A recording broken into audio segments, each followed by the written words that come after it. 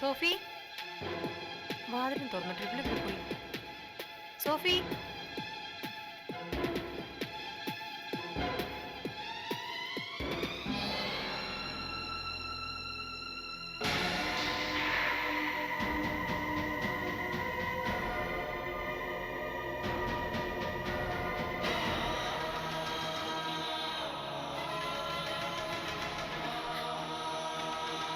സോഫി, സോഫി, എന്റെ ഈശ്വരാ, സോഫി.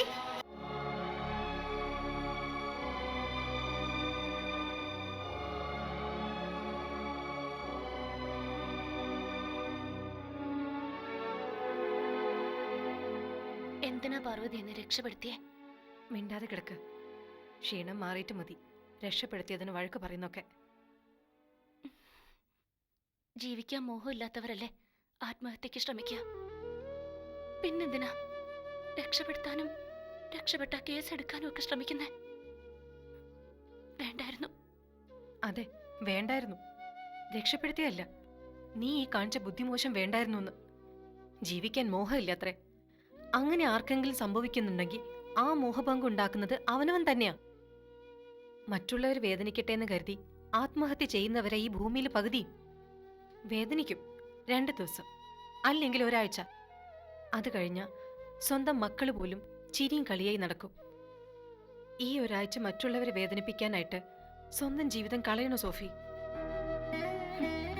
ജീവിതത്തില് എല്ലാവരെയും കൈമൈ മറന്ന് സ്നേഹിച്ചവളാ ഞാൻ. എന്നിട്ട് തിരിച്ചിങ്ങോട്ട് ഒരൊറ്റ സ്നേഹമോ ആത്മാർത്ഥതയോ കിട്ടാതാവുമ്പോ മനസ്സ് മടുക്കത്തില്ലേ പാർവതി?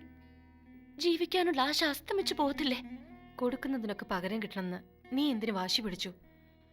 എന്റെ സ്നേഹം നിങ്ങളെടുത്തോ, തിരിച്ചൊന്നും വേണ്ടെന്നുള്ള മനസ്ഥിതിയായിരുന്നെങ്കിൽ നിനക്ക് ഇങ്ങനെയൊക്കെ തോന്നുമായിരുന്നോ? This is a theory of disease service. ഏതൊരു ഡോക്ടറും നഴ്സും പുഞ്ചിരിയോടെ സ്നേഹത്തോടെ ഒരു രോഗിയെ പരിചരിക്കുന്നതിന്റെ പിന്നിലുള്ള തിയറി ഇതാ: എന്റെ സ്നേഹം നിങ്ങളെടുത്തോ, തിരിച്ചൊന്നും വേണ്ടാന്ന്.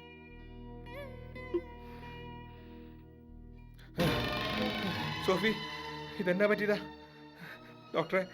സോഫിക്ക് എന്നാ പറ്റി? നിങ്ങളൊക്കെ കൂടിയല്ലേ ഇവൾ ഈ അവസ്ഥയിൽ എത്തിച്ചത്. എന്നിട്ട് എന്നോടാണോ ചോദിക്കുന്നത് എന്ത് പറ്റിയെന്ന്? സത്യമായിട്ട് എനിക്കൊന്നും അറിയാൻ മേല. ഒരു തരി മണ്ണ് പോലും സോഫിയുടെ ദേഹത്ത് വീഴുന്നത് സഹിക്കാൻ പറ്റാത്തവനാ ഞാൻ. എന്നാത്തിനാ സോഫി ഞങ്ങളെയൊക്കെ കണ്ണീരൊടിപ്പിക്കാൻ ഇങ്ങനൊരു കടുങ്കൈ ചെയ്തേ? ജോയ്ച്ചായും പോ. ഇങ്ങോട്ട് വന്നത് പങ്കി അറിഞ്ഞ അവളുടെ മനസ്സ് വിഷമിക്കും. ഇല്ല, സോഫി ഇങ്ങനെ കിടക്കുമ്പോ എവിടെ ചെന്നിരുന്നാലും എനിക്ക് മനസ്സമാധാനം കിട്ടത്തില്ല. എന്താ കാര്യം? സോഫിയും ജോയ്ക്കുട്ടിയും തമ്മില് അതിന് മാത്രം എന്താ ബന്ധം?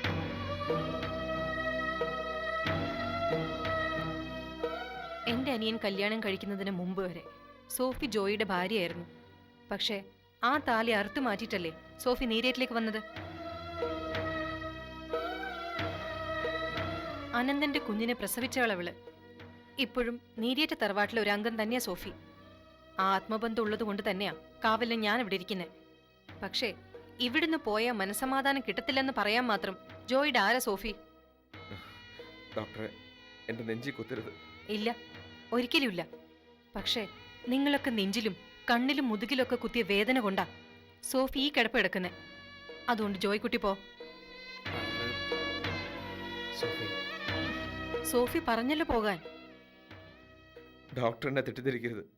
എനിക്കിത് സഹിക്കത്തില്ല. സോഫി പണ്ടെൻ്റെ ഭാര്യയായിരുന്നിരിക്കാം. പക്ഷെ അന്നും എന്നും ഒരു കൂടപ്പുറപ്പിനോടെന്ന പോലെ ഞാൻ സോഫിയോട് പെരുമാറിയിട്ടുള്ളൂ. അല്ലാതെ മറ്റുള്ളവർ കരുതുന്ന പോലെ. അറിയാം, പക്ഷെ മറ്റുള്ളവരല്ലല്ലോ പങ്കി, സ്വന്തം ഭാര്യയല്ലേ. അവളുടെ മനസ്സ് നോവിച്ചിട്ട് സോഫിയെ ജോയ് ശുശ്രൂഷിക്കണ്ട. സോഫിക്ക് ആരുമില്ല എന്നോർത്തുള്ള സഹതാപവും വേണ്ട. സോഫിക്ക് ഞാനുണ്ട്, നീരിട്ട തറവാട്ടിലെ എല്ലാവരും ഉണ്ട്. അവൾ ഇനി ഒരിക്കലും ഒറ്റയ്ക്കാവില്ല. മതി ഡോക്ടർ സാറേ, മതി. ജോയിക്കുട്ടിക്ക് തൃപ്തിയായി. ഒറ്റപ്പെട്ട സങ്കടം കൊണ്ട് എന്തെങ്കിലും കടുങ്കൈ ചെയ്യുമെന്ന് പേടിച്ച് രാത്രി ഉറങ്ങാതെ കാവലിരിക്കുകയായിരുന്നു ഞാൻ. ഇപ്പൊ പേടി പോയി. സോഫിക്ക് എല്ലാരും തിരിച്ചു കിട്ടിയല്ലോ, സന്തോഷായി.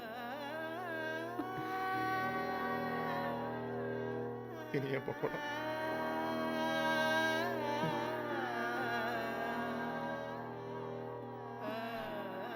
ജോയിച്ചാൻ ഒരു പാവമാ. അറിയാം. പക്ഷേ ചിലപ്പോൾ പാവങ്ങള് ദുഷ്ടന്മാരുടെ ഫലം ചെയ്യും. ഇനിയൊരിക്കലും ജോയിക്കൊപ്പം സോഫി താമസിക്കാൻ പാടില്ല. ആ ബന്ധത്തില് തെറ്റായ അർത്ഥം ഉണ്ടായതുകൊണ്ടല്ല ഞാൻ പറയുന്നത്.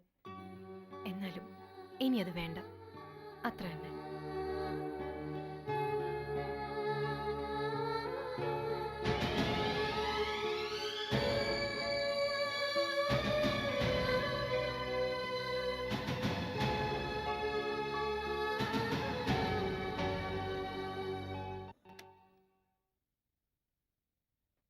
അച്ചായോ, അച്ചായോ, അന്നാമ്മ ചേട്ടത്തി, അന്നാമ്മ ചേട്ടത്തിയേ, അച്ചായോ, ആരും ഇല്ലയോ ഇവിടെ? എല്ലാവരും ഇത് എവിടെ പോയിരിക്കുക? അച്ചായോ, അന്നാമ്മ ചേട്ടത്തി, അച്ചായോ, അയ്യോ, അയ്യോ, അച്ചായ, അയ്യോ, ഞാനായിരുന്നു മാത്യൂസ്. അയ്യോ, അന്നാമ്മ ചേട്ടത്തി ഓടി വന്നേ. ഒന്ന് പിടിച്ച് മാറ്റിയേ. അന്നാമ്മ ചേട്ടത്തി ഒന്ന് പിടിച്ച് മാറ്റ്. ഒന്ന് പിടിച്ചോടാ അന്നാമ്മ ചേട്ടത്തി. അച്ചായനെ ഇങ്ങനെ വിട്ടാ എന്നെ കോടാല് കൊണ്ട് വെട്ടിക്കൊല്ലും. വെട്ടുമടാ, കോടാലി വെച്ച് തന്നെ വെട്ടും. ഇല്ലെങ്കി പറ, നീ എന്നത്തിനാ പതുങ്ങി പതുങ്ങി വന്നേ? സ്വത്ത് മോട്ടിക്കാനല്ലയോ? അന്നാമ്മ ചേട്ടത്തി അച്ചായന് വീണ്ടും ഇളയോ? അന്നാമ്മ ചേട്ടത്തി, ഈ കണക്കിനാണെങ്കിൽ ഞാൻ ഇനി ഈ വഴി വരികയില്ല. എനിക്ക് ജീവനി കൊതിയുണ്ട്. വരണ്ടടാ, നീ വരണ്ട. നീ ഈ വീട്ടിൽ വന്നാ കുഴിമാടത്തെ കിടത്തി കുരിശും പിടിപ്പിച്ച് അതിന്റെ മേലെ മെഴുതിരിയും കത്തിച്ച് വെക്കും. കേട്ടോടാ. ഇച്ചായനൊന്ന് അടങ്ങിയിരുന്നേ. മാത്യൂസ് കക്കാനും മൂട്ടിക്കാനും വന്നൊന്നും അല്ല. ഒന്ന് നോക്കിക്കേ, ഇച്ചായന്റെ സ്വന്തം ആളല്ലയോ?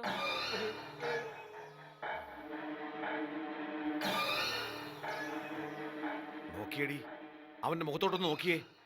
ഒരു കള്ള ലക്ഷണമില്ലയോ? ഇച്ചായൻ ഇങ്ങോട്ടൊന്ന് മാറി നിന്നേ.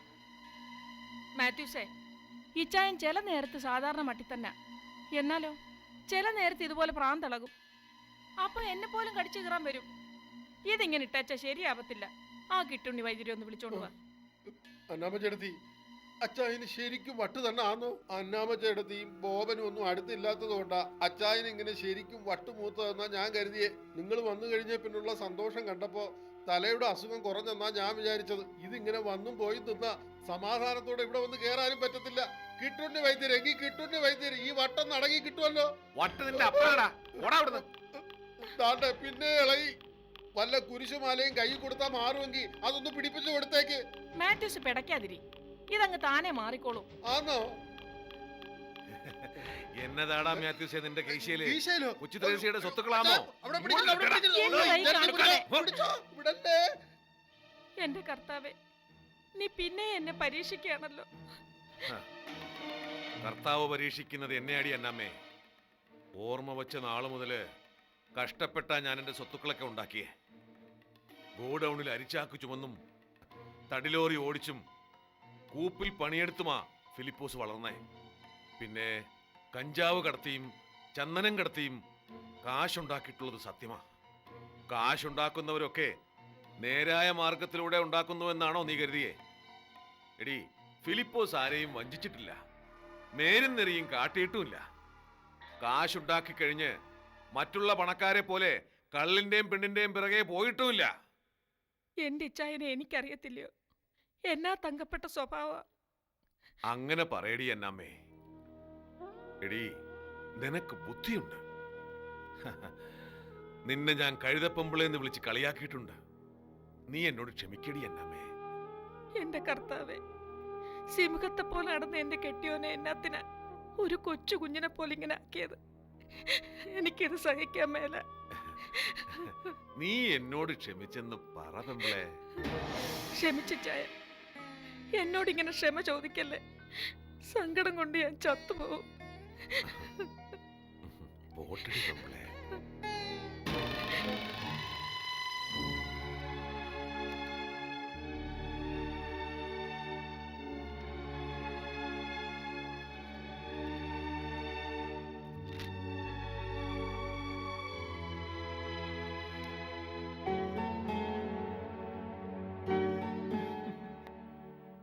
ഇതെന്താ പരീക്ഷയ്ക്ക് പഠിക്കും മട്ടിലൊരു വായന? ഏയ്, ഒന്നുമില്ല. അമ്മണിയമ്മ ചെല്ലേ. ആ. ആ. അല്ല കുഞ്ഞെ, മൃദുലമോൾക്ക് എന്താ ഇത്ര മനപ്രയാസം? അവൾക്ക് മനപ്രയാസമുണ്ടെന്ന് അമ്മണിമ്മക്ക് എന്തേ തോന്നാൻ? അല്ല, അത് മൃദുല കുഞ്ഞ് 2 ദിവസം മുമ്പ് കുറേ നേരം എന്നോട് സംസാരിച്ചു. അപ്പം നല്ല സങ്കടം ഉണ്ടായിരുന്നു കുഞ്ഞിന്. നിതിൻ സാറിന് തീരെ ഇഷ്ടമില്ലാത്ത മട്ടിലാ എന്നോട് ഓരോന്ന് പറഞ്ഞത്. അമ്മണിയമ്മയോട് അവൾ അങ്ങനെയൊക്കെ പറഞ്ഞോ? പറഞ്ഞു കുഞ്ഞെ, അല്ലാണ്ട് ഇതൊക്കെ ഞാൻ എങ്ങനെ അറിയുന്നേ? എന്തായാലും നല്ല സങ്കടമുണ്ട് മൃദുല കുഞ്ഞിന്റെ മനസ്സിൽ. ഇഷ്ടമല്ലാത്ത കല്യാണാണെങ്കിൽ അതങ്ങ് വേണ്ടാന്ന് വെച്ചൂടെ കുഞ്ഞെ? എല്ലാവരും കൂടി ഇങ്ങനെ പറഞ്ഞ എന്റെ മോളുടെ മനസ്സിന് ഇതിനെതിരായത്. അയ്യോ കുഞ്ഞെ, ഈ അമ്മണിയമ്മയെ കുഞ്ഞുനാള് തൊട്ട് കുഞ്ഞിനെ അറിയത്തില്ലേ? ഈ തറവാട്ടിൽ ആർക്കെങ്കിലും ഒരു ദോഷം വന്ന് കാണാൻ ഞാൻ ആഗ്രഹിക്കോ കുഞ്ഞെ? പിന്നെ എന്തിനാ നിങ്ങൾ എല്ലാവരും കൂടി അവളുടെ കുട്ടിത്തത്തിന് കൂട്ടു നിൽക്കുന്നേ? അമേരിക്കയിൽ വളർന്നു എന്നൊക്കെ ശരിയാ, പക്ഷെ കല്യാണ കാര്യത്തിലൊക്കെ എട്ടും പൊട്ടും തിരിയാത്ത കുട്ടി അവള്. ഈ പ്രായത്തില് 10 ആളോട് ഇഷ്ടം തോന്നും, 10 ആളുകളോട് ഇഷ്ടക്കേടും തോന്നും. എന്ന് വെച്ച് ആ താളത്തിനൊത്ത് നമ്മൾ രക്ഷിതാക്കളും തുള്ളിയാലെങ്ങനെയാ? എന്റെ പൊന്നു പാർവതി കുഞ്ഞെ, ഇക്കാര്യത്തിൽ എന്നെ കുറ്റപ്പെടുത്തല്ലേ. ഇഷ്ടമല്ലാത്ത കല്യാണത്തിന് അമ്മ നിർബന്ധിക്കുന്നു എന്നും പറഞ്ഞ് എൻ്റെ അടുത്ത് വന്ന് കരഞ്ഞു. ആ കണ്ണീര് കണ്ട അമ്മണിയമ്മയുടെ നെഞ്ചു പിടയ്ക്കത്തില്ല കുഞ്ഞെ? വേണ്ട, അവളുടെ കണ്ണുനീര് കണ്ട ആദ്യം നെഞ്ചു പിടക്കണ്ട എനിക്കല്ലേ? ഞാനതൊക്കെ കടിച്ചു പിടിച്ച് സഹിക്കാം. എന്റെ മോള് കുറച്ചു കാലമെങ്കിലും സന്തോഷത്തോടെ ജീവിക്കുന്നത് അന്ന് കണ്ടോട്ടെ അമ്മണിയമ്മ. എന്താ കുഞ്ഞെ, കുറച്ചു നാളെങ്കിലും ജീവിക്കുന്നത് കണ്ടോട്ടെ എന്നോ? എന്ന് വെച്ചാ എന്താ കുഞ്ഞെ? എനിക്കിനി എത്ര കാലം ജീവിതമുണ്ട് അമ്മണിയമ്മേ? അതുകൊണ്ട് പറഞ്ഞതാ. അമ്മണിയമ്മ ചെല്ല്, ഞാൻ ഒന്ന് കിടക്കട്ടെ.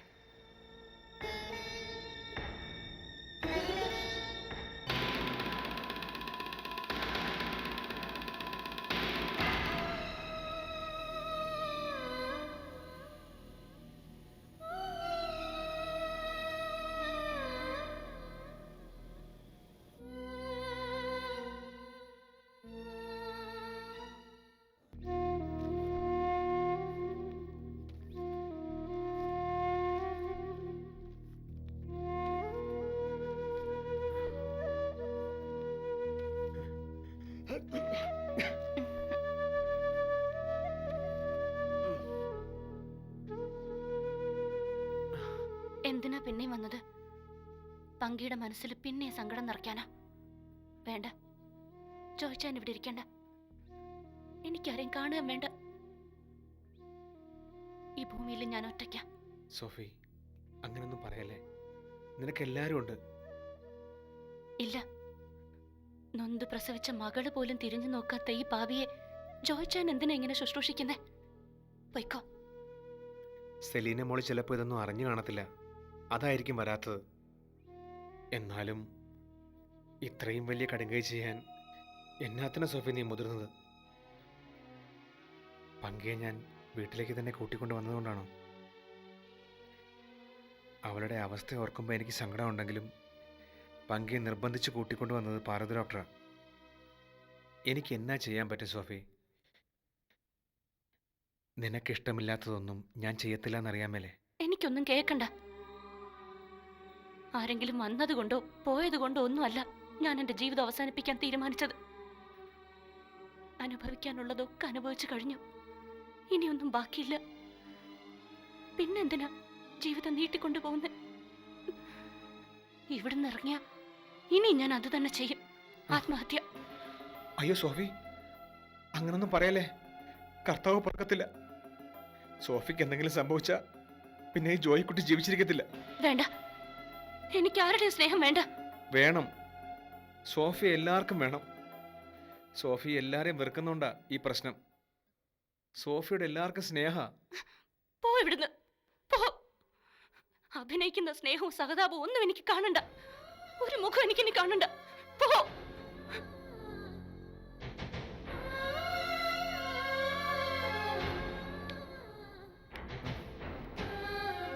എന്താ? അത് സോഫി എന്തോ. എനിക്കിവിടെ ബൈസ്റ്റാൻഡർ വേണ്ട, ആരും വേണ്ട ഇവിടെ. സർ, ഒന്ന് പുറത്തേക്ക് വരൂ.